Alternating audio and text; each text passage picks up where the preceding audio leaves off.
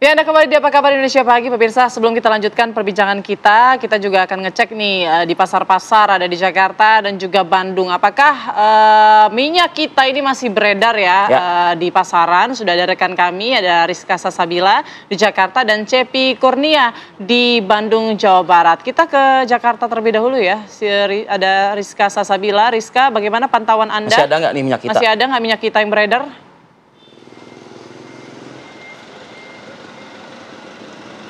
Iya Putri, Arifadil dan juga pemirsa, saya berada di kota Tangerang. Langsung saja di belakang saya ada salah satu toko sembako yang ada di Pasar Anyar Tangerang. Untuk mengetahui, tadi sih saya ngeliat masih ada minyak kita nih yang dijual. Kita langsung tanya aja yuk ke penjualnya.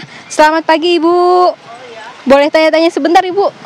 Boleh. Dengan Ibu siapa Bu? Ibu Lili. Ibu, nah Bu, sejauh ini penjualan minyak kita nih kalau di kota Tangerang sendiri masih agak langka-langka nggak sih Bu? Ya begitulah ya, masih agak belum merata. Belum merata ya. Kalau misalkan dari Ibu distributornya sendiri ini ada dikasih tahu nggak Bu mungkin kelangkaannya karena apa gitu? Tahu ya katanya sih Dari susah dari sananya. Iya. Pabriknya emang susah gitu ya Bu? Iya. Kalau Ibu sendiri ngejual 1 liter berapa Bu? 18.000. 18.000. Dari sananya kalau boleh tahu dapatnya berapa? 17. Cuma dapat ambil untung 1.000. Iya. Tapi peminatnya ini masih banyak ya Bu ya? Banyak, peminat banyak. Kalau Ibu sendiri ini nyetok kira-kira berapa Bu? Tergantung dari sananya ya. Kalau ada kadang minta 10 gitu. Kalau lagi ada ya kadang 5, nggak tentu.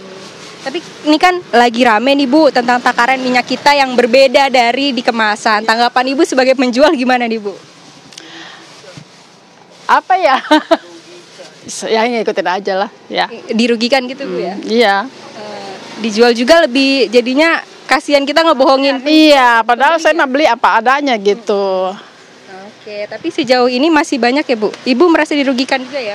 Iyalah, soalnya kan pembeli juga ngomong, "Ci ini tahu ya Bu, saya kan beli cuma segitu." Ibu dapat langsung dari distributornya udah segitu ya Bu? Iya.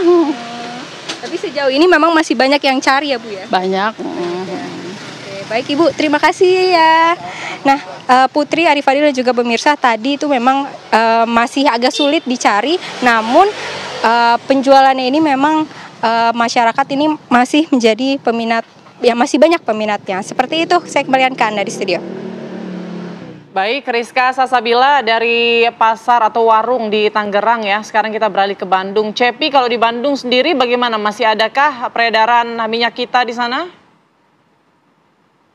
Iya, Putri dan Arifadil setelah Iwan. Pagi ini saya sedang berada di Pasar Jol di Kota Bandung, di mana memang untuk minyak kita yang kemarin sempat ramai di sana takarannya kurang, dan juga memang di pasar Ancol, Kecamatan Regol, Kota Bandung ini pasokan minyak kita menurut pedagang ini cukup sulit didapat.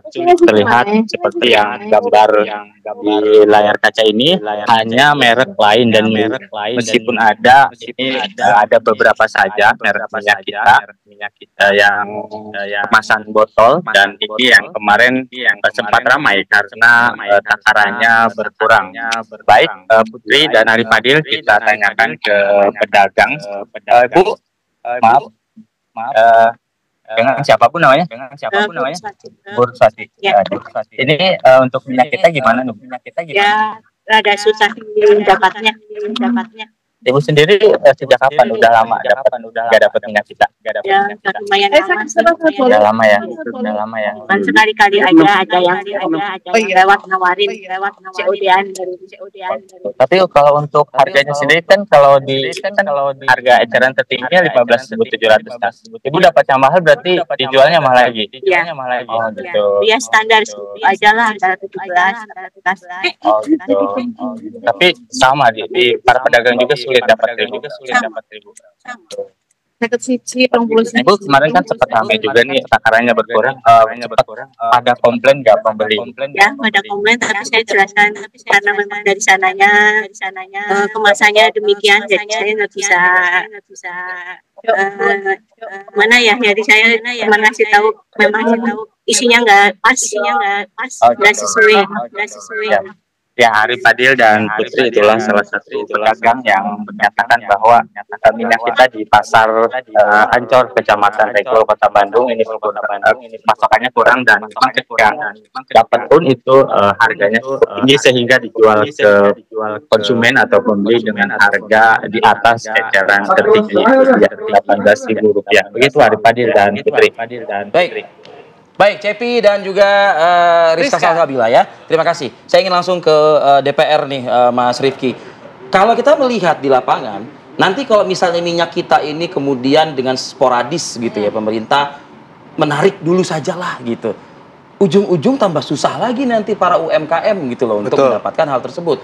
Tapi dengan dibiarkan takarannya nggak sesuai, harga pun juga dimainkan. DPR bagaimana? Jadi begini Mas, ini kan temuan ini ada beberapa ya. Ada temuan yang pertama harga HET di atas HET. Banget. Terus pertemuan tidak sesuai takaran. Ya. Terus ada temuan juga produsen nakal. Ya. Nah, Satgas Pangan ada kemarin penangkapan 3 kalau nggak salah. Ya.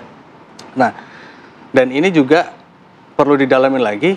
Permainannya ini tidak hanya di produsen, tapi di distributor. D1, D2, D3. Ada kemungkinan di situ. Jadi kayak yang tadi kita bicarakan, anak perusahaan yang pengemasan. Nah, saya ada temuan satu lagi bahwa sebenarnya di pengecer sekalipun di bawah itu memang mereka menjual minyak kita di atas HET. Karena apa? Karena meskipun minyak kita ini dijual di atas HET, ini harganya masih jauh lebih murah daripada minyak lain di pasaran. Jadi masyarakat tetap aja nyerap gitu. Nah, kalau kita menghentikan itu, makin susah masyarakat nanti. Iya. Nah, yang seperti saya bilang tadi kan gitu ya. Kalau kita sporadis, kita stop, kita tarik semua. Jadi nah, harusnya solusinya apa? Ya mungkin Kemendak dan beserta Satgas Pangan melakukan pengawasan yang secara berkelanjutan. Jadi ini tetap dilanjut aja? Yang sudah beredar, misalnya kayak tadi di warung-warung masih ada tuh. Ya, kan itu harus pengecekan tuh. Nah, kan ini pemberitaan sudah mulai masif ya. Jadi kita berharap dari konsumen-konsumen dan ini lebih jeli lah, lebih jeli. Kalau tidak 1 liter ya jangan dibeli gitu dulu. Mas Rifi, yang perlu dijelaskan juga, ini kan sangat berbeda tentunya bila mana kita membandingkan LPG melon, ya gas melon dengan minyak kita ini. Betul. Sekali lagi ini kan bukan minyak yang bersubsidi. Bukan. Nah jadi ini awalnya gimana nih? Jadi ketika koordinasi dengan pemerintah nih DPR. Jadi begini, minyak ini adalah penugasan dari Kementerian Perdagangan kepada produsen yang memproduksi minyak. Nah, produsen diberikan izin ekspor dengan syarat memberikan penugasan untuk memenuhi kebutuhan minyak dalam negeri. Jadi misalnya dia pengen ekspor dengan label-label brand ternama tersebut, tapi tolong kuota itu disediakan juga untuk kebutuhan dalam negeri. Nah, untuk kebutuhan dalam negeri.